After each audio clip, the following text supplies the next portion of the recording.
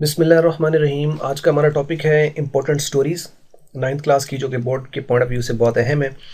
ये जो है वो रिपीट हुई हैं बहुत दफ़ा जो है वो बोर्ड के पेपर्स के अंदर। और मज़ीद इसमें ये है कि इन्हीं में से आने के चांसेस भी बहुत ज़्यादा होते हैं। ऑलमोस्ट यही स्टोरीज़ हैं, आप यूँ कह लें, कि जिनमें से जो है वो बार बार पेपर के अंदर रिपीट होती हैं, क्योंकि मोस्ट इंपॉर्टेंट इसके अंदर बहुत सारी एक्चुअल में कवर हो जाती हैं। तो आइए, ये हम तो चूँकि टॉप 5 को हम डिस्कस कर रहे हैं, तो नंबर 1 पर जो हमारे पास स्टोरी है वो है लुक बिफोर यू लीप, या इसका दूसरा जो टाइटल आ सकता है वो है it is useless to cry over the spilled milk and haste makes waste. यानी इस टाइटल में से कोई भी स्टोरी आती है, तो जो भी स्टोरी आपने याद की होगी इस टाइटल के साथ, वो सिमिलर आपने रिपीट करनी है।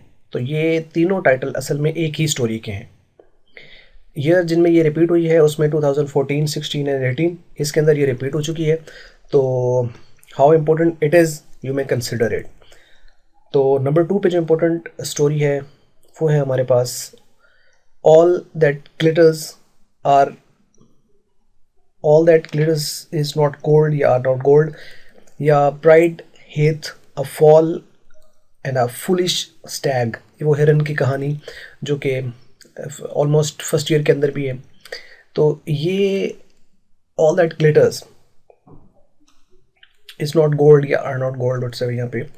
तो ये एक स्टोरी है जो कि दूसरे नंबर पर है, और ये 3 साल अगर आप इसको कंसिडर करें तो 2009 में 15 और 18 के अंदर ये रिपीट हो चुकी है।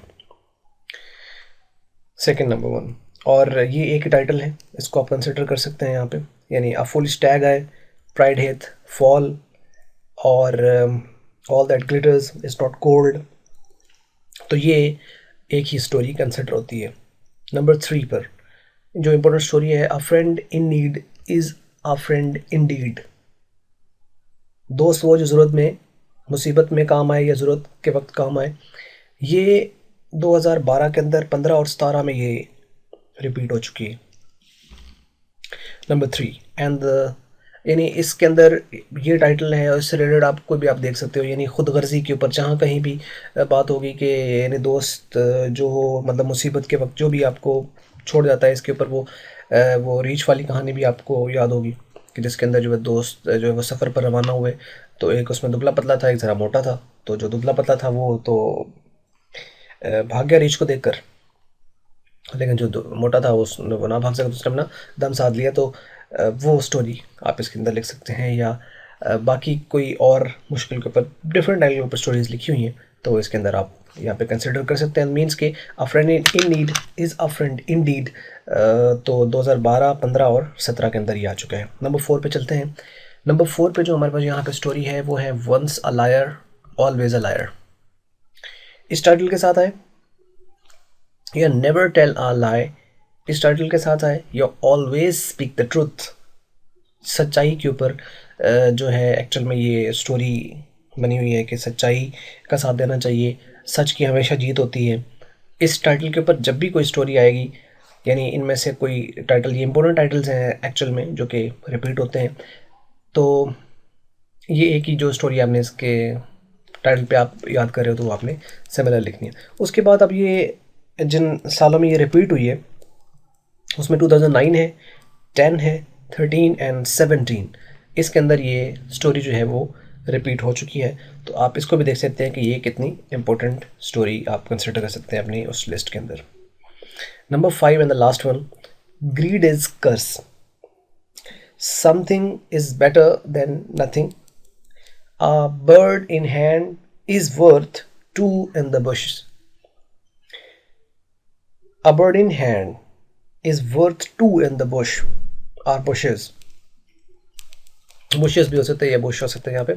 तो यानी जो लालच है वो बुरी बला है, या जो आपके पास है वो बेहतर है ना होने से।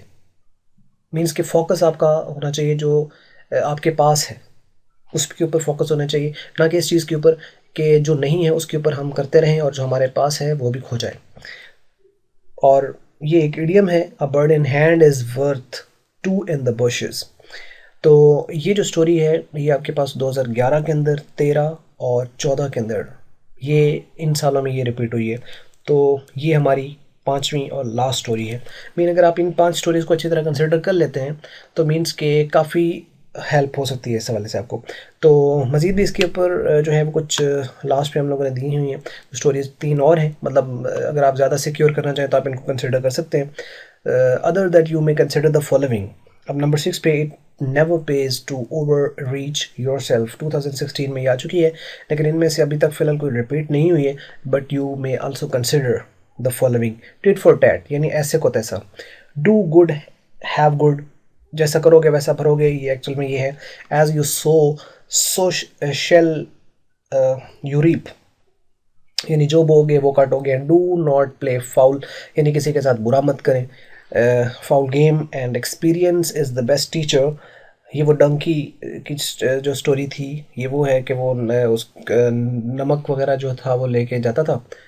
तो वो एक बार ऐसा हुआ कि जो गधा था उसने सोचा कि खैर सोचा तो क्या उसने कि वो नदी के पास से गुजरा तो उसका पाँव स्लिप हुआ तो वो नदी में गिर गया, तो नमक जो था सारा बह गया। तो उसके बाद उसको जब वो बाहर निकाला और चला तो उसे गधे को महसूस हुआ कि वो वज़न तो सारा जो था वो निकल गया, तो बड़ा हल्का फील हो रहा है। तो उसने सोचा कि नेक्स्ट टाइम भी ऐसे हो, तो वो नेक्स्ट टाइम लेके आता था। तो पहली बात वो गलती से गिरा था, लेकिन सेकंड टाइम वो खुद उसको अपने आप को गिरा देता था उसके अंदर, नदी के अंदर, तो नमक बेचारे का बह जाता था। जब 2 3 4 बार ऐसा हुआ तो किसान ने सोचा कि ये तो जानबूझ कैसा कर रहा है। उसने उनको सजा देने के लिए उसके ऊपर रुई जो थी वो उसके ऊपर लाद ली। तो जब वो अगली बार गधे को महसूस हुआ है तो कुछ ज़्यादा ही हल्का है, तो मज़ीद ये हल्का हो जाएगा, शायद थोड़ा वेट और कम हो जाएगा। तो उसने अपने आप जैसे ही गिराया तो वो चूँकि कपास थी, रुई थी, तो उसके अंदर पानी जज़ब हो गया और ज़्यादा भारी हो गई। तो वो भागते उसको वहाँ तक मंडी तक ले गया। तो नेक्स्ट टाइम यानी उसको एक स्टोरी बनी हुई है कि उसने नसीहत हासिल कर ली कि ऐसा नहीं करना। तो ये वो है donkey, the donkey trapped in his on trick, यानी वो अपनी जो ट्रिक थी उसके अंदर खुद फंस गया।